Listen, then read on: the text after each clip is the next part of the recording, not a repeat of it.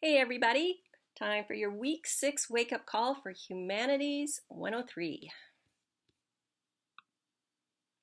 Before we dive into this week, I just had a few things I wanted to touch on about the Pantheon project.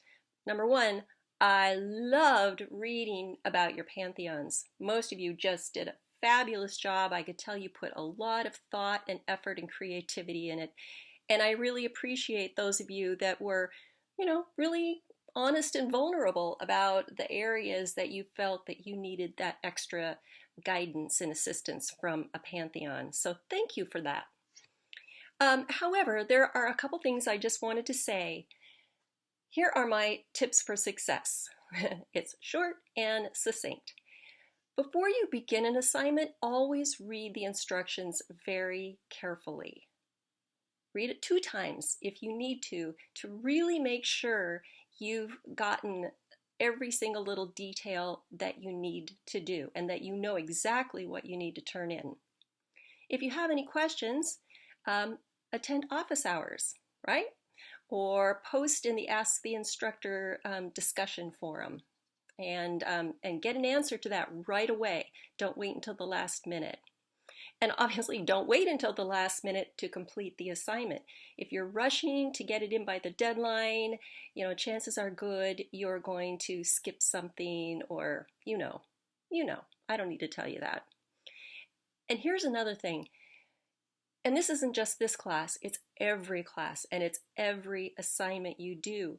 Before you hit that submit button, go back and read the instructions one last time, just to make sure you haven't forgotten anything, okay? If you can do those things, I guarantee you have a really decent chance of getting the score that you want on an assignment. All right, let's dive into this week and see what's coming up. So we're in Module 3, Cosmic Myths, obviously week 6. The only thing due to hand in is your discussion post, which is due on Sunday. I'll talk about that in just a second. Here's your lineup for this module. You'll notice at the top it says Creation Myth Project. This is the culminating assignment for this unit, and I'll tell you all about it in just a minute.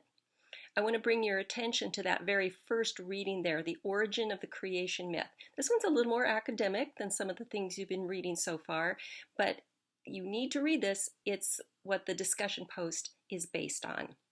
And there you have another wonderful selection of creation myths to enjoy.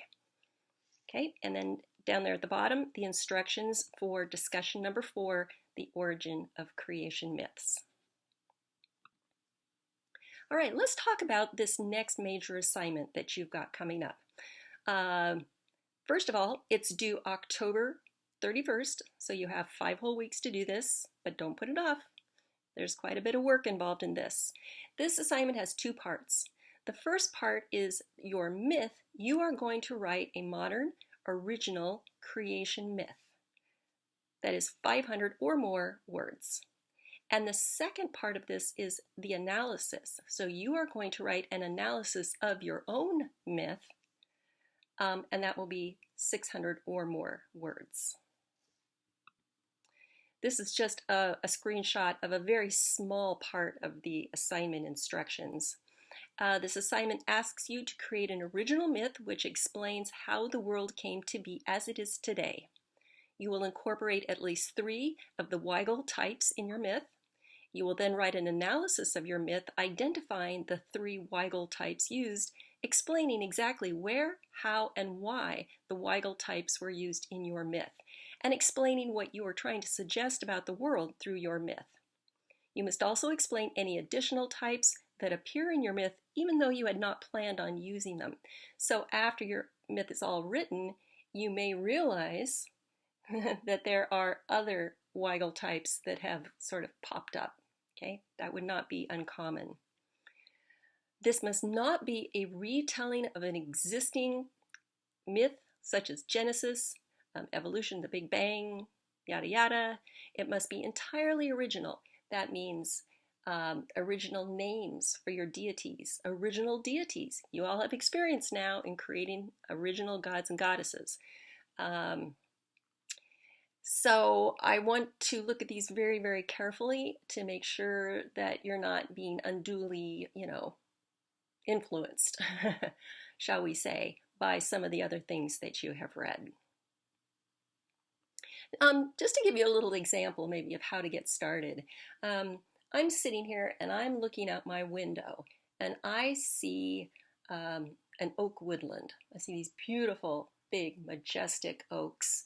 And I also see some rocks kind of popping up out of the ground, which happen to be serpentinite. And I know that serpentinite shows that this whole area was once seafloor. So I'm living in a place that was once the bottom of the ocean, and now it's risen to the surface with all these beautiful oak trees.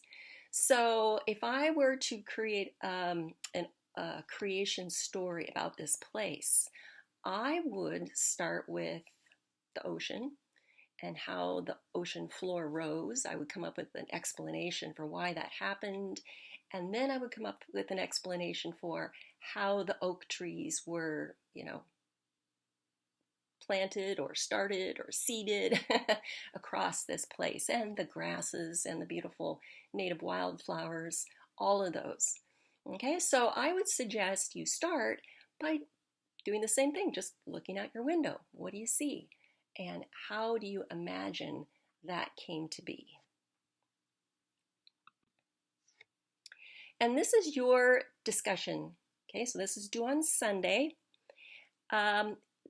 There is no requirement for a peer response this week. I would encourage you to read each other's submissions, but you don't need to leave any comments on anybody's unless you want to. So in your reading this week, you'll find that article, The Origin of Creation Myths. The author approaches this subject through the lens of psychology, and he attempts to develop a comprehensive theory that explains why nearly every culture on Earth and through history have told creation myths that have very similar details. Now, whether you agree with the author or not, you have to admit that it's an interesting and compelling theory for the origin of creation myths around the world. So once again, we're not saying that this is, written in stone anywhere. It's just one person thinking, trying to come up with an explanation for why there are so many similarities in these myths from around the world. So you have two parts to your discussion. Both of them are due on Sunday. The first one is a summary of the article.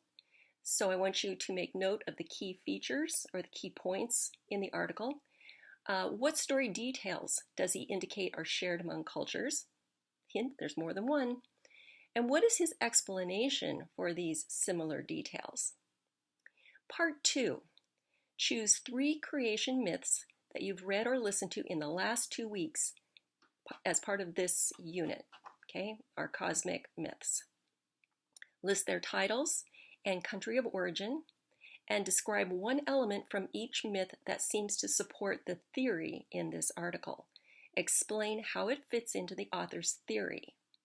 So, creation myth number 1, title, country of origin, and then your explanation. Then creation myth number 2, title, country of origin, explanation, and so forth. So keep those organized separately so they don't get mixed up. And I want you to find a different and separate type of element from each one. Okay, so you're not going to choose the same element and then find 3 stories that have that element. Okay, 3 separate and distinct story elements. Right.